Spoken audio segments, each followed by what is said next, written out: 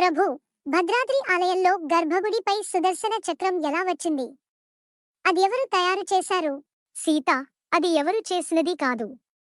ఆ చక్రం స్వయంగా గోదావరిలో నుండి వచ్చింది. గోదావరిలోనా? అది ఎలా సాధ్యమైంది ప్రభూ?